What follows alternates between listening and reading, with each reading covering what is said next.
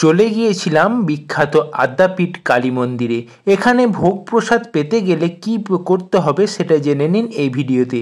প্রথমেই আদ্যা মন্দিরের পাশে টিকিট কাউন্টার আছে, সেখান থেকে মাত্র ৮০ টাকার বিনিময়ে কুপন সংগ্রহ করুন। যে কুপন পাওয়া যায় সকাল ৮টা থেকে ঠিক দুপুর ১২টা পর্যন্ত।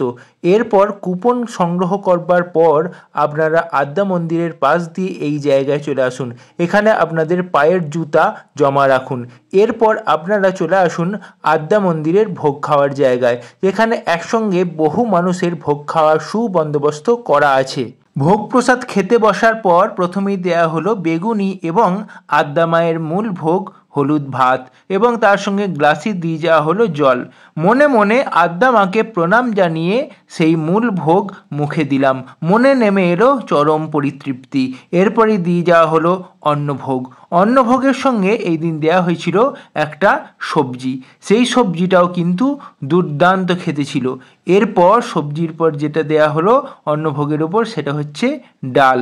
সাধারণত ভোগ প্রসাদের তো রিভিউ দেওয়া সম্ভব নয়, কারণ ভোগ প্রসাদ সবসময় সুন্দরই হয়, সেটা তো আপনারা জানেন। সবজি এবং ডাল দিয়ে সেই অন্নভোগ মুখে দিলাম।